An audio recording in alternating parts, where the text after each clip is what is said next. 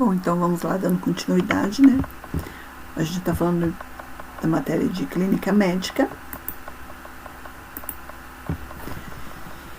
E quando a gente fala em clínica médica, a gente pensa no suporte que a gente vai dar a esse paciente clínico, né? Que envolve várias patologias, que é um setor de várias especialidades, e a gente pensa num processo de saúde e doença. Então, no processo de saúde e doença, vai ter uma capacidade de resposta dinâmica com várias variações, né? Que vai ter variações individuais de classes sociais frente aos potenciais de benefícios de riscos gerados pela sociedade em que vive. Esse é o processo de saúde e doença geral da população. E aí a gente tem uma concepção ontológica.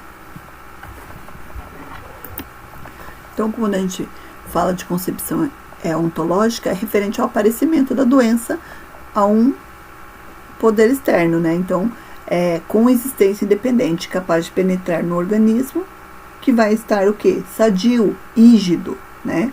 E provocar reações e lesões fisiopatológicas. Então, um vírus, né, entra no meu organismo e então vai me provocar algumas reações, que geralmente vai basear numa unicausalidade, né? E também tem a concepção dinâmica, aparecimento de doença a partir do desequilíbrio do organismo e o ambiente. E vai ter alterações patológicas, tá? Geralmente baseia-se por multicausalidade, tá? Então, todo esse processo de saúde e doença, ele desenvolve, né, seja de vírus, seja de agente externo, seja do ambiente. Então, a gente tem vários fatores as quais podem, né, seja genético, né, multar, né, pode mudar, né, o nosso organismo, né, pode ter mutações. Então, tudo vai tendo essas mudanças e até mesmo desencadeando doenças. Então, processo de saúde e doença, quando o corpo é ameaçado ou sofre uma lesão. Essa resposta pode envolver alterações funcionais e estruturais. Podem ser adaptativas, tá? Quando tem um efeito positivo ou quando há negativo, quando não tem uma boa adaptação.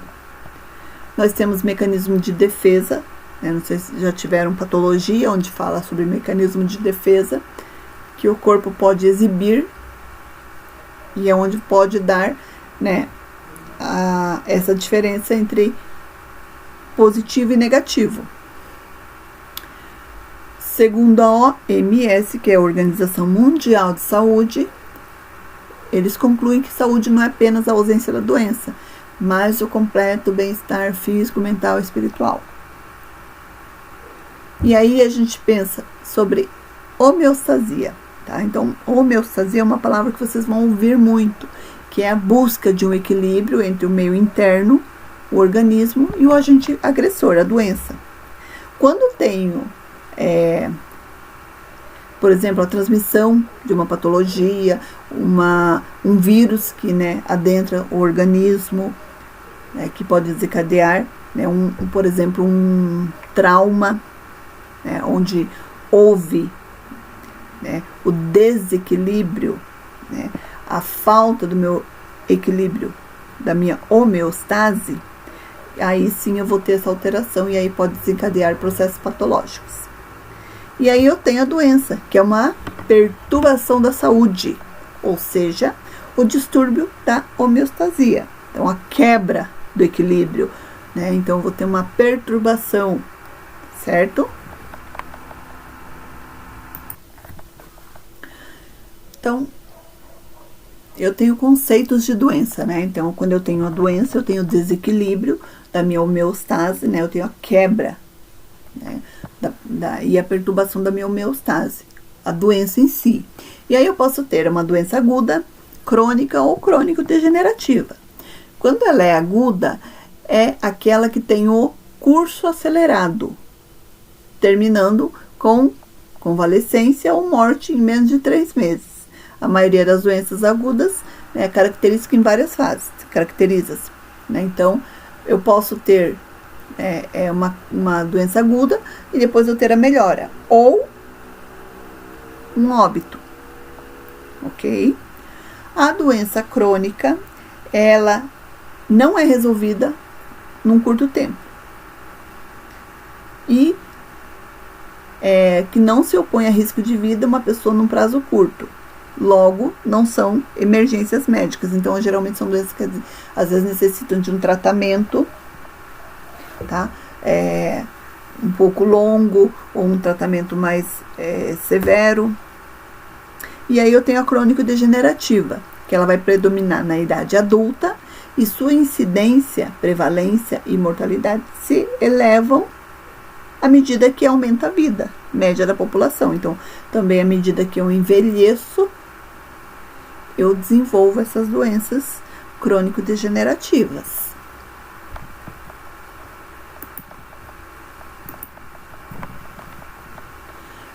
Então, para isso, a gente faz o quê?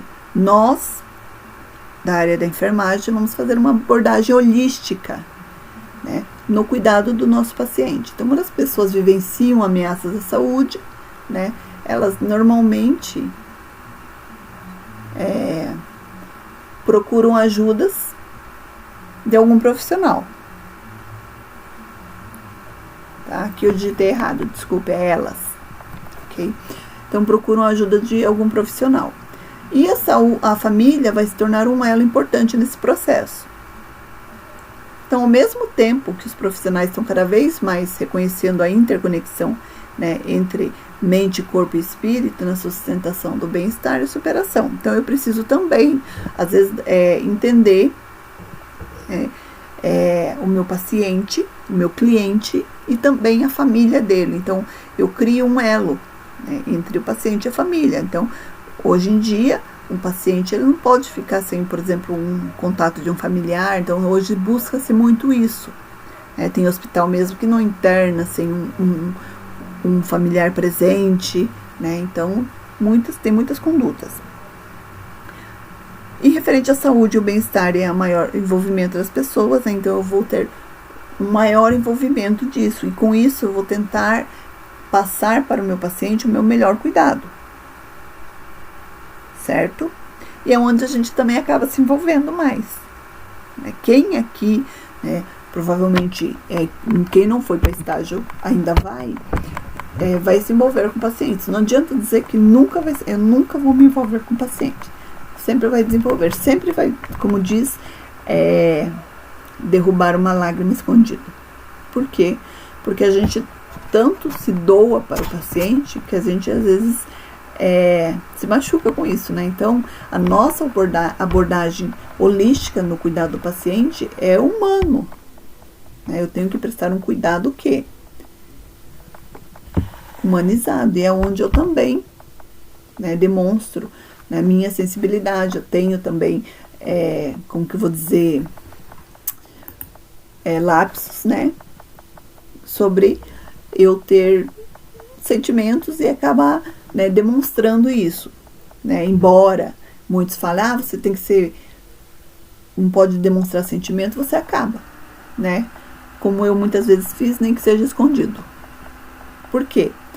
Geralmente o desafio da enfermagem está em reconhecer as diferenças individuais de cada paciente, cliente, né? Porque tem um paciente que você vai ter uma afeição, mas não quer dizer que o outro que você não tem, ou que você não lembra da sua avó nele, tudo você vai prestar o mesmo cuidado, né? O cuidado é igualado. E muitas vezes ouvimos dizer que devemos cuidar do paciente como se fosse o nosso filho. E realmente, então a gente olha aquele, por exemplo, um idoso, a gente cuida como se fosse o quê? Um vô, uma avó, né? Uma mãe, um pai, tá? Então, a gente deve conhecer as necessidades de cada indivíduo e ter a sensibilidade de atendê-lo de forma respeitosa e ética.